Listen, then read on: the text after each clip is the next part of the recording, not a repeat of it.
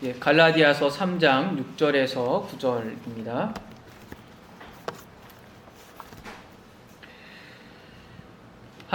아브라함이 하나님을 믿음에 그것을 그에게 의로 정하셨다 함과 같으니라. 그런즉 믿음으로 말미암는 자들은 아브라함의 자손인 줄 알지어다. 또 하나님이 이방을 믿음으로 말미암아 의로 정하실 것을 성경이 미리 알고 먼저 아브라함에게 복음을 전하되 모든 이방인이 너로 말미암아 복을 받으리라 하였느니라. 그러므로 믿음으로 말미암는 자는 믿음이 있는 아브라함과 함께 복을 받느니라. 아멘.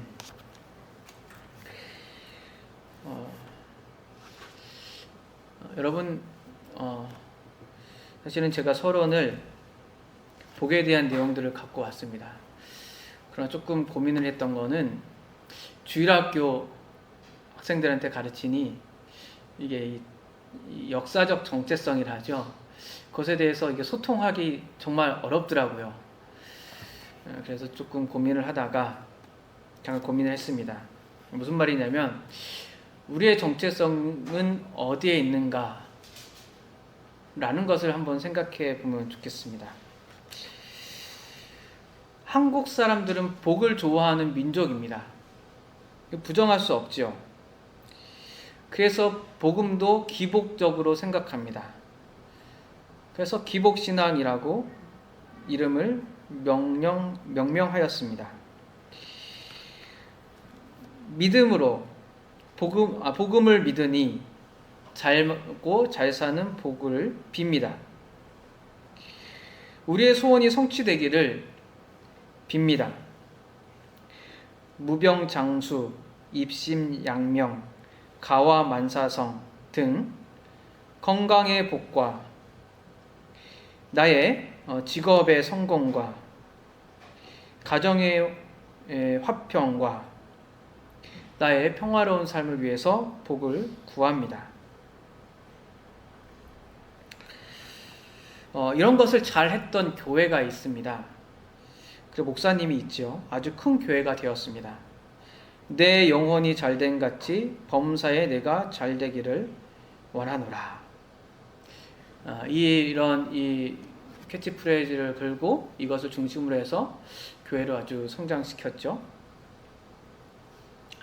저는 여러분들이 잘 됐으면 좋겠습니다. 복 받았으면 좋겠습니다.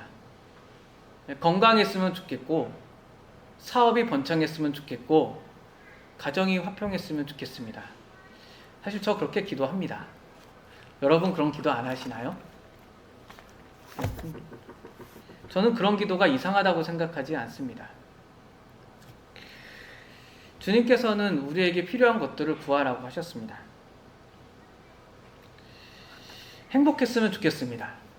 슬픈 것보다 행복한 게 좋지 않겠습니까? 근심 있는 것보다 기쁨이 좋지 않겠습니까? 그러나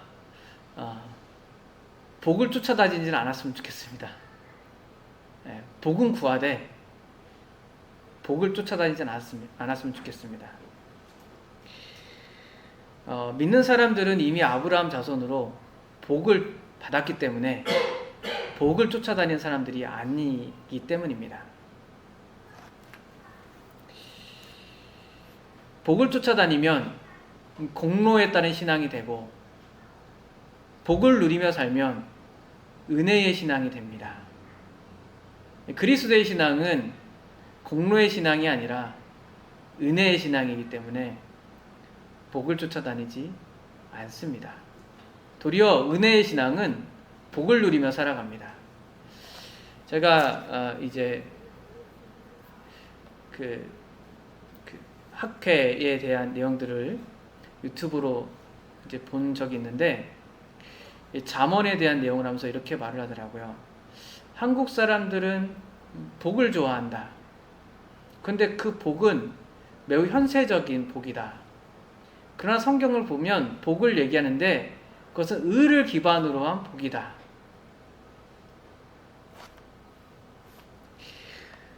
우리는 성경의 사람들이기 때문에 성경을 기준으로 해서 복을 생각해야 되지 않겠습니까? 그래서 의를 기반으로 한 복을 누리고 현세에서 복에 대한 필요를 구하지만 의에 대한 복을 이미 받았기 때문에 복을 쫓아다니지는 않습니다. 필요한 걸 구할 뿐입니다. 바울은 갈라디아서 2장 16절에서 복음의 내용을 다음과 같이 말을 합니다. 사람이 의롭게 되는 것은 율법의 행위로 말미암음이 아니요 오직 예수 그리스도를 믿음으로 말미암은 줄 알므로 우리가 그리스도 예수를 믿었습니다. 복음의 진실한 내용이죠.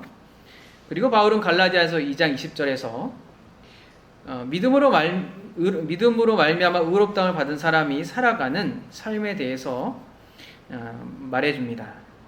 내가 그리스도와 함께 십자가에 못 박혔으니 그런즉 이제는 내가 사는 것이 아니요 오직 내 안에 그리스도께서 사시는 것이라. 이제 내가 육체 가운데 사는 것은 나를 사랑하사 나를 위하여 자기 자신을 버리신 하나님의 아들을 믿는 믿음 안에서 사는 것이라. 오직 예수 그리스도를 믿음으로 의롭다함을 받은 사람은 하나님의 아들이신 예수 그리스도를 믿는 믿음 안에서 살아갑니다. 바울은 이 삶에 대해서 은혜의 삶이라고 말하면서 3장 1절부터 5절 사이에 그 은혜로 사는 삶은 성령으로 사는 삶이라 라고 말을 합니다. 갈라디아서 3장 2절을 보면 이렇게 말을 합니다. 내가 너희에게서 다만 이것을 알게 하려 하노니 너희가 성령을 받은 것은 율법의 행위로냐 혹은 듣고 믿음으로냐. 너희가 이같이 어리석느냐 성령으로 시작했다가 이제 육체로 마치겠느냐. 이제 그리스도인의 표지는 율법의 행위에 있지 않고 믿음에 있으며 또한 성령에 있습니다.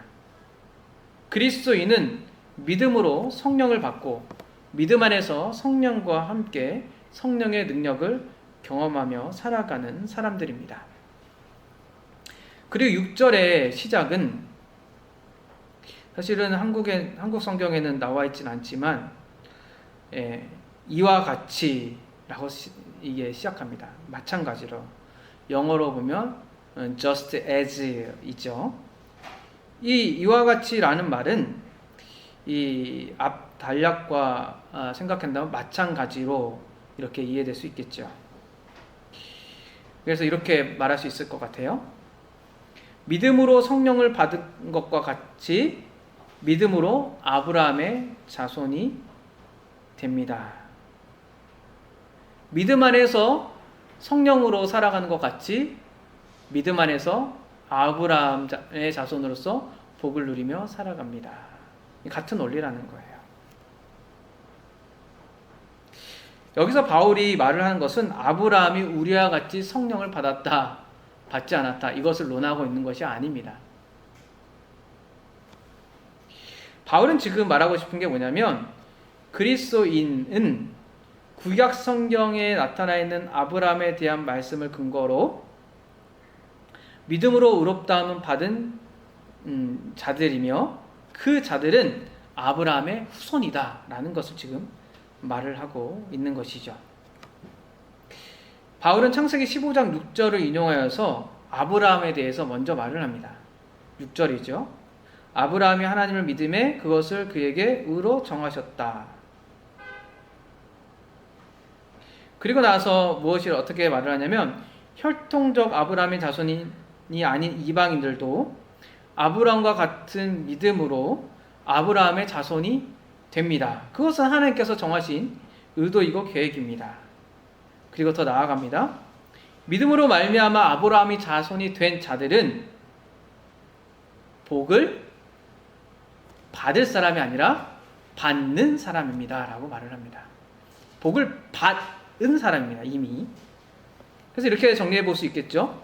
오늘 본문을 한 문장으로 말한다면 믿음으로 말미암아 아브라함의 자손이 된 자들은 믿음으로 아브라함의 자손으로서 아브라함께 복을 받으며 살아갑니다 라는 겁니다. 바울은 오늘 본문을 시작하면서 창세기 15장 6절을 인용하여서 하면서 시작합니다.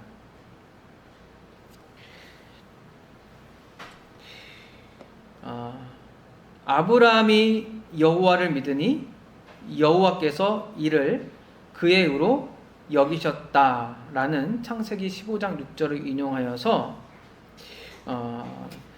말을 시작합니다.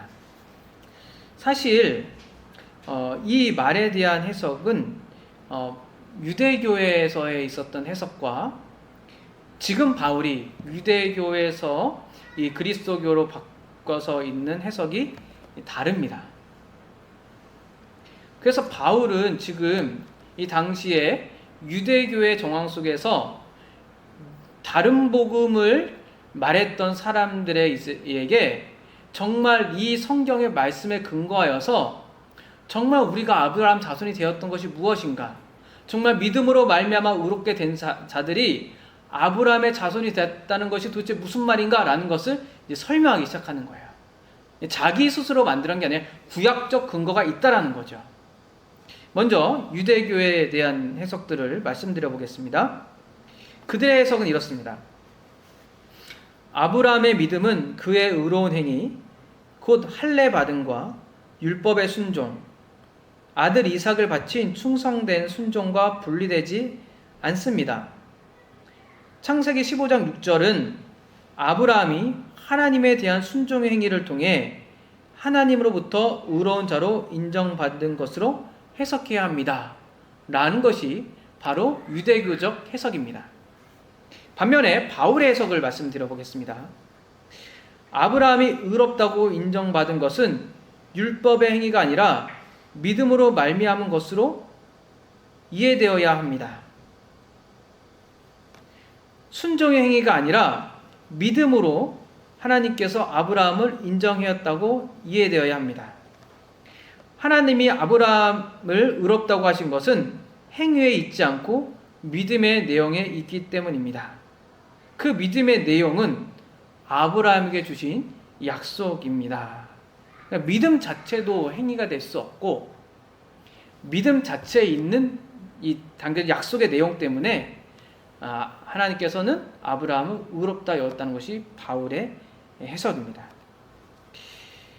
여기서 유대교와 바울의 해석의 차이는 단순히 하나님께 의롭다 여기는 것이 행위로 되냐 믿음이냐 라는 단순한 대조에 그치는 것이 아니라 이 행위이냐 믿음이냐 라는 이 대조는 의에 대한 근거가 도대체 어디에 있느냐 라는 질문을 해야 합니다. 즉 하나님께서 의롭다 여기는 의의 근거의 토대가 행위에 있느냐 아니면 약속에 있느냐. 다르게 말한다면 하나님께서 의롭다 여기는 이 토대가 사람의 노력에 있느냐 아니면 그리스도께 있느냐 라는 질문이죠. 이러한 이 바울의 이 내용은 우리가 로마서 4장에서도 발견해 볼 수 있습니다. 함께 보죠. 4장 2절입니다. 로마서 4장은 그 유명한 믿음에 관한 내용을 말하고 있는 장이죠.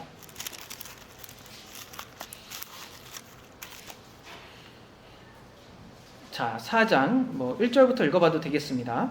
1절부터 5절까지 보겠습니다. 5절은 함께 읽겠습니다. 1절 제가 읽습니다. 교독합니다. 그런즉 육신으로 우리 조상인 아브라함이 무엇을 얻었다 하리요? 만일 아브라함이 행위로 의롭다 하심을 받았으면 자랑할 것이 있으려니와 하나님 앞에서는 없느니라. 성경이 무엇을 말하느냐? 아브라함이 하나님을 믿음에 그것이 그에게 의로 여겨진 바 되었느니라. 일하는 자에게는 그 싹을 은혜로 여겨지지 아니하고 보수로 여겨지고. 함께 있습니다.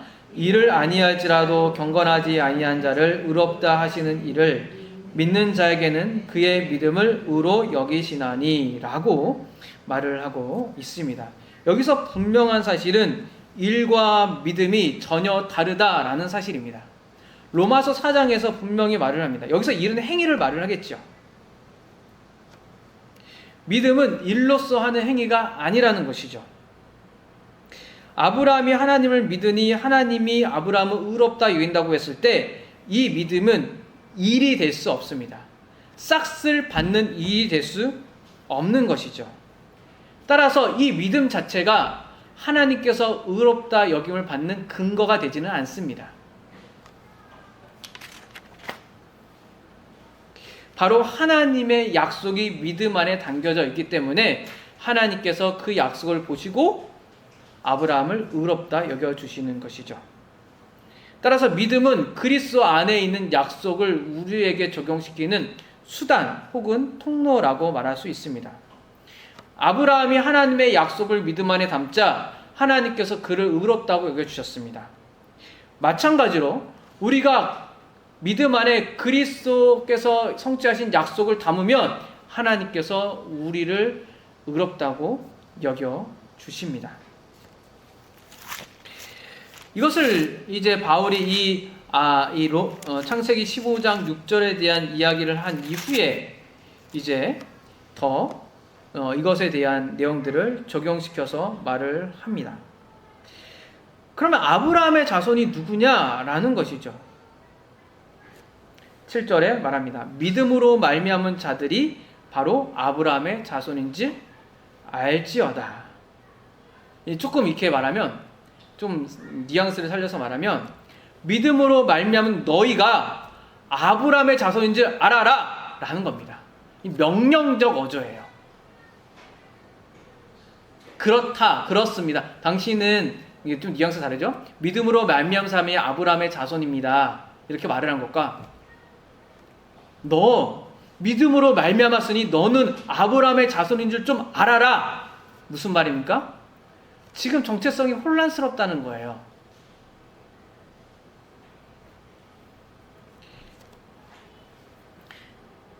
단순히 사실을 말을 하는 것이 아니라 강력하게 아브라함의 자손인 것을 받아들이라는 거예요.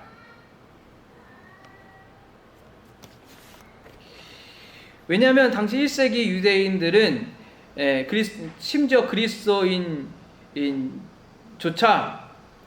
이 아브라함의 자손이 되기 위해선 할례를 받아야 되는 거 아닌가라고 생각했기 때문에 그렇습니다.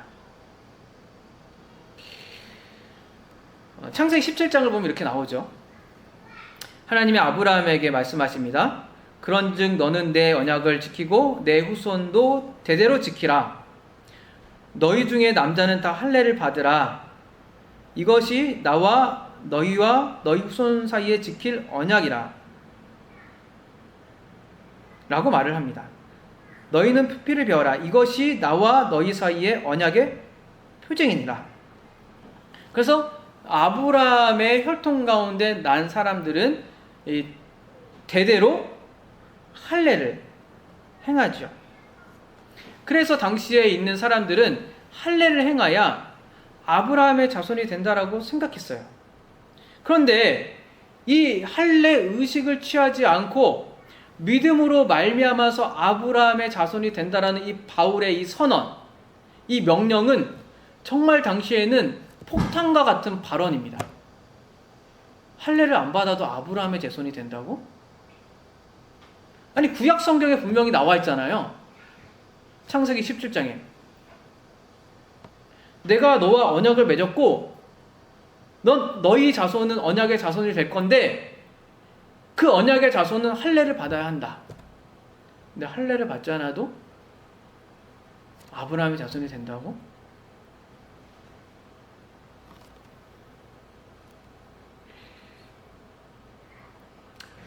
여러분 아브라함의 자손입니까?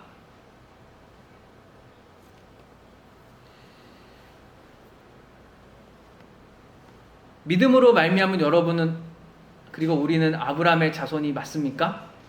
그것을 확실히 알고 받아들이고 삽니까? 아니면 우리는 한국 사람에 불과한가요? 아브라함의 자손이 맞다면 여러분 할례를 받으셨습니까? 할례 안 받았는데 어떻게 아브라함의 자손이라고 말할 수 있죠? 창세기 17장 9절과 12절의 말씀은 하나님의 말씀 아닌가요?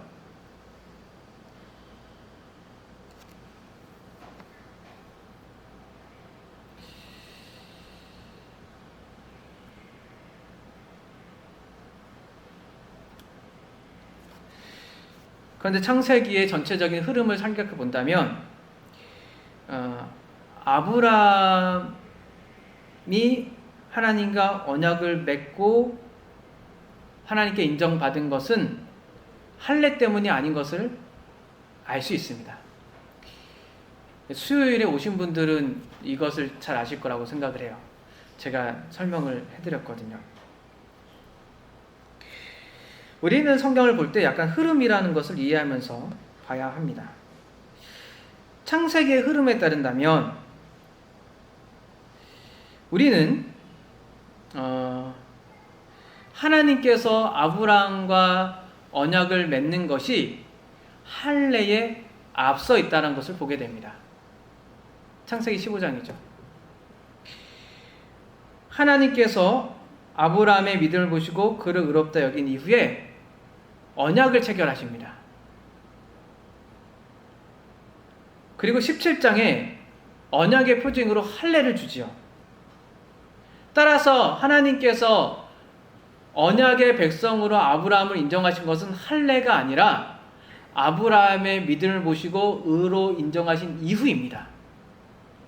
따라서 아브라함이 언약 백성의 아버지가 된 것은 할례 받은 이 17장이 아니고 15장에 근거를 하는 것이죠. 바울은 지금 그것을 말하고 싶은 거예요. 하나님께서 아브라함을 언약의 아버지로 세운 것은 무엇인지를 보아라.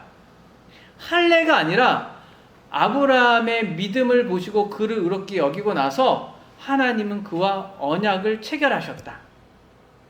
따라서 하나님의 아브라함의 자손도 아브라함과 같은 방식으로 언약의 백성이 된다. 하나님을 믿고 하나님이 인정받은 사람이 언약을 맺고 언약의 표지를 갖게 되는 것이죠. 그러니까 언약의 표지보다 언약을 맺는 것이 그 앞서 있는 것이죠. 그 표지 때문에 하나님의 백성이 되는 것이 아니라 하나님이 아브라함을 믿고 의로 인정했기 때문에 언약 백성이 되는 겁니다. 아브라함 자손도 마찬가지죠. 믿음으로 하나님께 인정받았기 때문에 아브라함이 언약 가운데 들어가게 되는 겁니다. 그래서 이제 믿는 사람들은 아브라함을 우리의 아버지 혹은 할아버지라고 말을 하죠. 아브라함의 자손이 되는 것은 아브라함이 그러했던 이 방식과 같이 언약의 표징이 아니라 하나님의 약속을 믿음으로 되는 것입니다. 그렇다면 이제 이 질문에 여러분은 답할 수 있을 것 같습니다. 유대인은 아브라함의 자손이 맞습니까? 여기서 이 질문이 어렵죠? 이 질문은 함정에 빠질 수도 있는 질문입니다. 그래서 이렇게 대답하면 됩니다. 네, 혈통적으로 유대인들은 아브라함의 자손이 맞습니다. 맞지요? 그들은 그들의 민족의 전통에 따라서 할례를 받았습니다. 비록 그들이 혈통적으로 아브라함을 민족의 아버지로 두고 할례를 받았다고 할지라도 아브라함과 같은 믿음이 없다면 그들은 언약 백성으로서 아브라함의 자손이 될 수는 없습니다. 그러나 만약 그들이 지금입니다. 약속을 성취하신 그리스도를 믿고 소망을 둔다면 그들에게는 아브라함이 단지 민족적 아버지가 아니라 하나님의 언약 백성의 아버지로 두고 사는 아브라함의 자손이 될 것입니다. 이와 같은 방식으로 다음과 같이 말할 수 있을 겁니다. 그리스도를 믿는 우리는 당군의 자손이 맞습니까? 이게 이제 참 주일학교 때 어려웠어요. 이거 설명하는 게. 이렇게 설명. 우리는 혈통적으로는 아브라함의 자손들입니까? 아니죠. 혈통적으로 말한다면 우리는 당군의 자손들이죠. 당군 할아버지가 우리의 조상이잖아요. 우리가 예수를 믿는다고 해서 그 사실이 바뀝니까? 쉽게 말한다면 우리가 예수를 믿는다고 해서 한국 사람이 아니게 됩니까? 유대인이 되는 건 아니잖아요. 우리는 여전히 한국 사람입니다.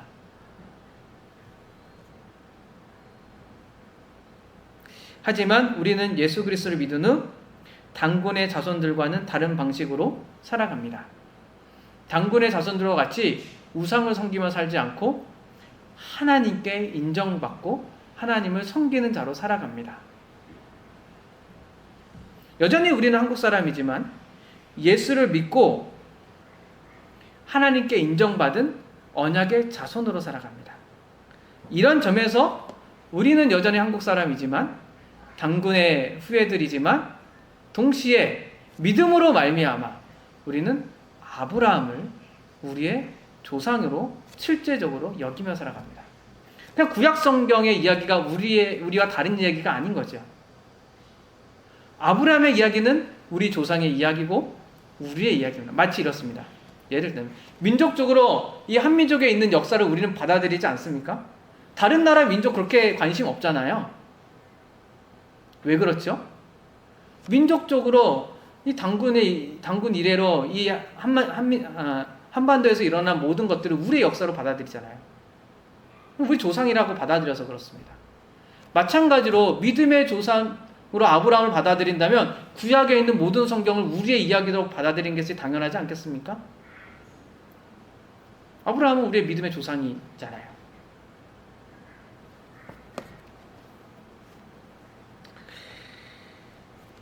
따라서 이렇게 본다면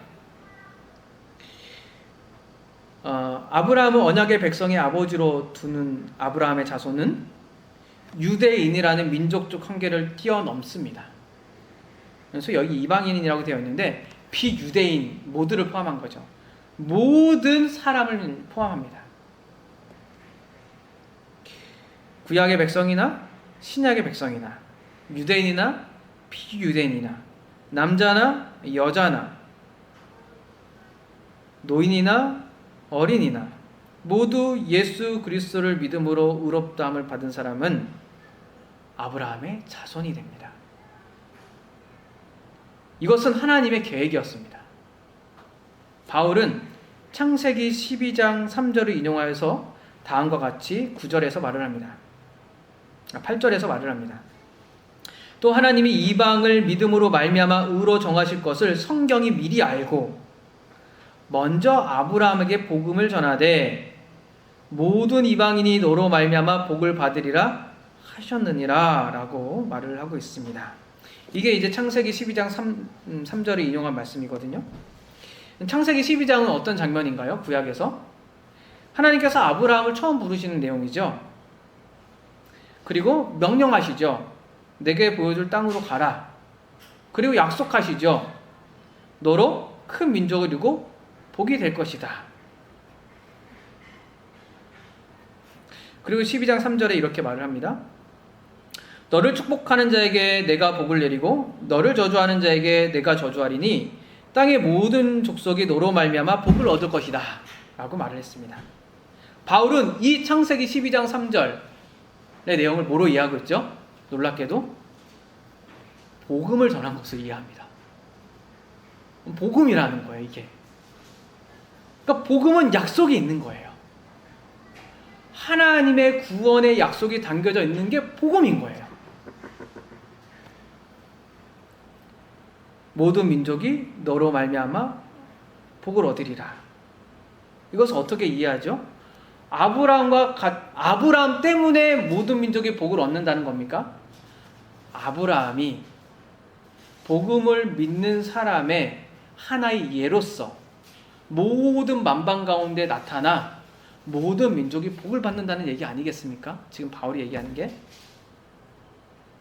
하나님의 약속을 믿음으로 말미암아 의롭게 되었던 아브람과 같이 모든 민족도 그렇게 복을 받는다는 것이 바울의 해석입니다.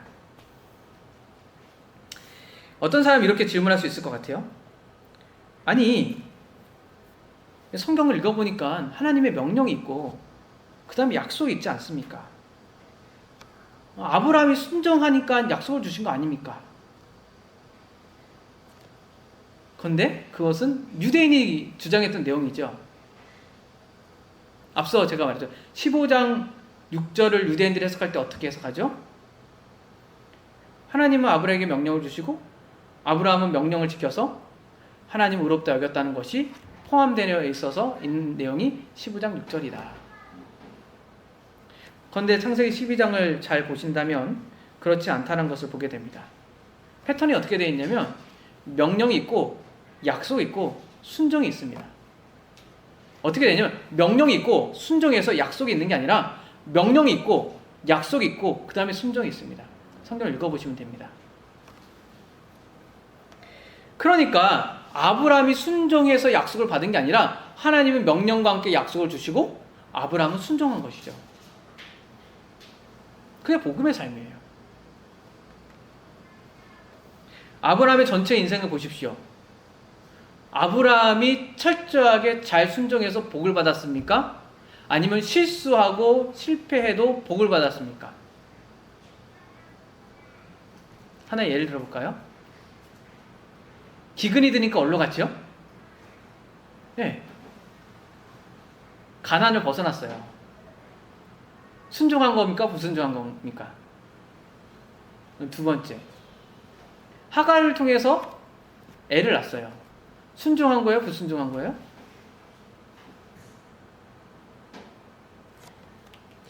아브라함이 이삭을 바쳐서 복을 받았습니까? 복을 받아서 이삭을 바쳤습니까?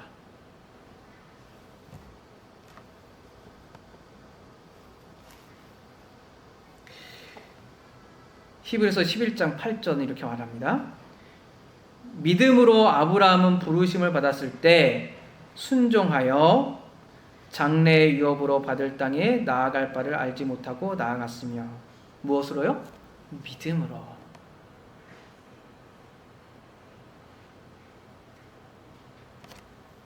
믿음으로 순종한 거지. 믿음 뭐죠? 약속을 받고 순종한 거지. 순종해서 약속을 쟁취한 게 아니라는 거예요. 믿음은 순종이 뒤따릅니다. 하지만 순종으로 죄송합니다. 믿음은 순종이 뒤따릅니다. 그러나 순종으로 약속을 쟁취하는 것은 믿음이 아닙니다. 믿음 안에 약속을 갖고 있기 때문에 순종을 하는 거죠. 이렇게 본다면 하나님의 복에 참여하는 것은 순종입니까? 믿음입니까? 믿음인 것이죠. 그래서 바울은 결론적으로 이렇게 말을 합니다. 그러므로 이렇게 되죠. 그러므로 9절에 결론적인 이제 표현이죠. 믿음으로 말미암는 자는 믿음이 있는 아브라함과 함께 복을 받았느니라. 복을 받을 것입니까가 아니라 복을 받았느니라 라고 말을 하고 있습니다. 하나님은 아브라함을 부르실 때 복을 받을 거라고 말했습니다. 바울도 말을 합니다. 8절에서 모든 이방인이 너로 말미암아 복을 받을 것이다. 그러나 바울은 9절에서 어떻게 말을 하고 있죠? 복을 받을 것이 아니라 복을 받았다라고 이 시제를 바꿔서 말을 하고 있습니다. 순종으로는 복을 받으려고 살지만 믿음으로는 복을 받고 살아갑니다. 그러니까 유대인의 사고 속에서는 어떤 사고예요? 의식을 순종하고 규례를 순종함으로 복을 받는다라는 사고가 있지만 이 그리스도인에게 사고는 뭐예요? 믿음으로 이미 복을 받았으니 순종하여서 살아간다라는 겁니다.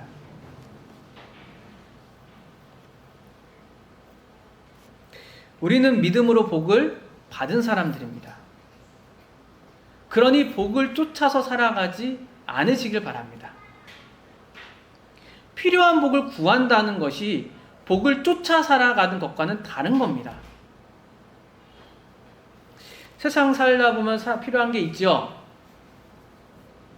결혼한 사람 결혼해야 되니까 기도해야 되고, 집에 돈 없으면 기도해야 하고, 그죠? 자식들이 어려우면 기도해야 하고, 부부싸움 일어나면 기도해야 하고, 내가 인생에서 직업적 자리를 못하면 기도해야 하고, 돈이 없으면 기도해야 되고, 기도만 하면 안 되겠죠. 그에 따라서 뭔가 행동을 해야겠지만, 어쨌든 복을 구해야 되죠. 필요한 복들이 필요하잖아요. 이 필요한 것을 구하는 것이 무엇이 잘못되는 거겠습니까?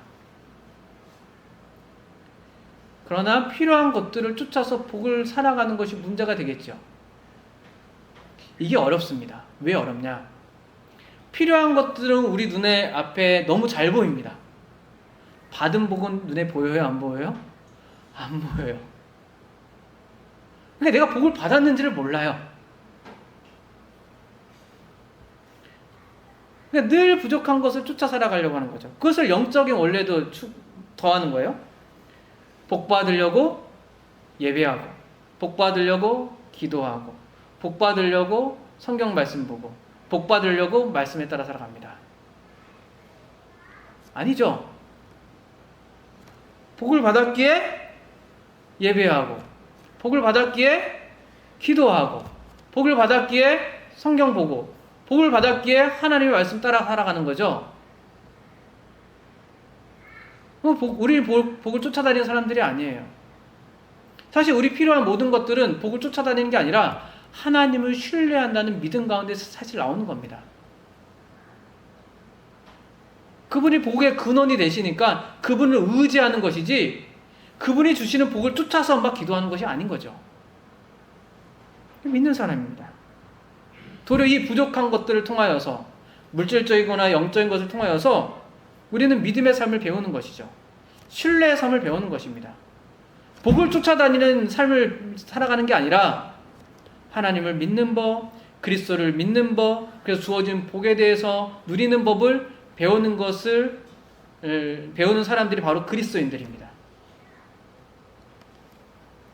그러므로 예수 그리스도를 믿으신다면 복을 쫓지 마시고 복을 누리며 사시길 바랍니다. 여러분, 아브라함의 자손이 맞습니까? 우리는 아브라함의 자손이 맞습니다. 어떻게 해요? 믿음으로요.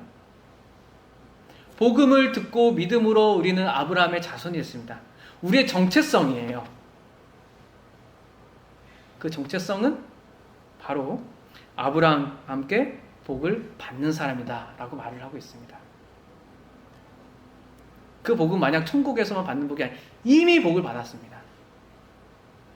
그래서 복음은 복된 소식입니다. 그죠? 여러분, 복음을 믿으면 복된 소식을 받았잖아요. 들었잖아요. 듣고 복을 받았잖아요. 아브라함이 누린 복을 받죠. 기쁘죠? 어떤 복입니까? 우리를 구원하는 복입니다. 신령한 복입니다. 우리는 복음을 믿음으로 하나님께 의롭다함을 받은, 복받은 사람입니다. 그게 복이에요. 하나님께 의롭다 여김을 받은 것 자체가 복이라고요. 또 뭘까요? 율법에서 자유롭게 되었잖아요. 복이에요. 우리가 받은 복이라고요. 복음을 믿음으로 우리가 어떤 걸 하지 않아도 복 받았잖아요. 또 봅시다. 성령 받았죠. 누가복음에서 성령을 뭐라고 말합니까? 가장 좋은 곳이라죠. 복 받았죠. 성령 받고, 근데 성령과 함께 살아가죠. 복을 가지고 살아가는 거예요. 그리고 아브라함과 함께 복을 받습니다. 아브라함의 자손이 되죠. 이렇게 말할 수 있죠. 믿음으로 말미암는 사람은 믿음으로 살아가는데 그 사람은 의롭다함을 얻는 사람이요, 성령으로 가는 사람이요, 또한 아브라함의 자손으로 하나님과 함께하는 복을 받는 사람들입니다. 저는 이 아브라함의 자손으로 받는 복을 이렇게 표현하고 싶습니다. 무한한 복이자 지극히 크신 복이다. 무한하다는 건 끝이 없는 복이고, 지극히 크다란 것은 비교할 수 없을 만큼 존귀한 복이다. 근데 만일 행위에 따라서 복을 받는다면 그것은 유한한 복이고 상대적인 복이다라고 말할 것 같아요. 여러분 생각해 보십시오. 예배할 때마다 복을 받는다면, 예배에 따라서 복을 받는다면, 예배를 하지 않으면 복이 주어지지 않습니다. 제한적인 복이죠. 어떤 일을 해서 대가를 받는다는 복은 상당히 상대적이고 제한적입니다. 무한한 복이 아니에요. 어떤 일을 할 때마다 주어지는 유한한 복입니다. 기도할 때 복이 주어지고, 말씀 볼 때 복이 주어지고, 어떤 바른 생활할 때 복이 주어진다면 유한한 복이죠. 제한이 있잖아요. 한계가 있고. 그러나 믿음에 따르는 복은 한계가 없어요. 우리가 무엇을 하지 않아도 계속적으로 공급됩니다. 왜죠? 그리스도께서 다 하셨거든요. 무한해요. 끝이 없어요.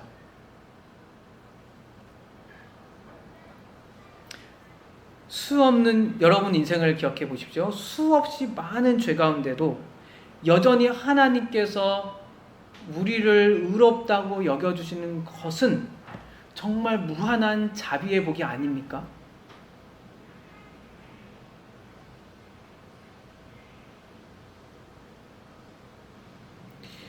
우리의 행위가 없어도 믿음으로 받은 성령은 우리가 경험할 수 있는 이 세상에서 가장 존귀하고 귀한 복이 아닙니까?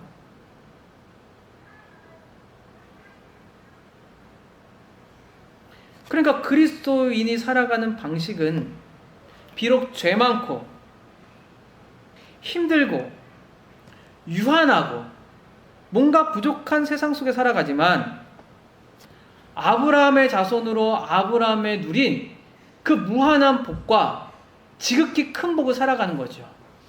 성령이 우리에게 함께함으로 가장 큰 상급인 하나님이 우리와 함께하는 것을 경험하는 것이 바로 그리스도인입니다.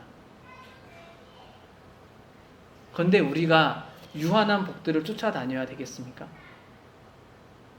믿음으로 말미암아 의롭게 되어서 성령을 받고 성령으로 살아가는 사람들이 우리의 행위에 따라서 주어지는 복들을 쫓아서 살아가고 쫓아서 기도해야겠습니까? 3장 1절부터 5절에 보면 얼마나 어리석습니까? 여기에 다이아 반지가 있는데 14K의 이 금을 쫓아다니는 것은 어리석잖아요.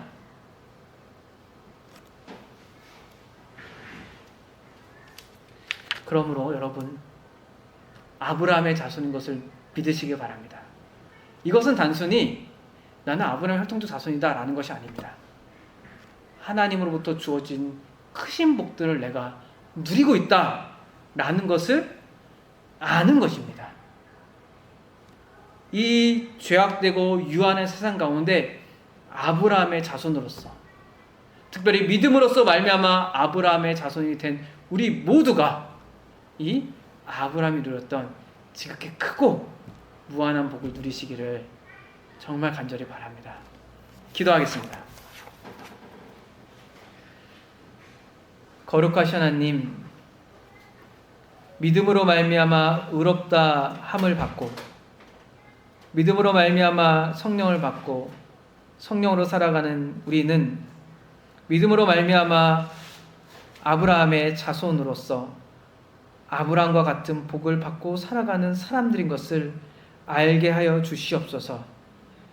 세상의 많은 유혹들과 세상의 기브앤테이크의 문화 속에서 우리의 영혼들을 그곳에 팔려가지 않게 해주시고 성경의 말씀에 따라서 우리에게 선물로 주신 믿음 가운데 우리에게 주신 영적인 그 무한하고 최고의 복들을 누리며 살아가는 기쁨들과 즐거움들과 만족을 갖게 해주시옵소서. 우리의 구주 되시는 예수 그리스도의 이름으로 기도합니다. 아멘.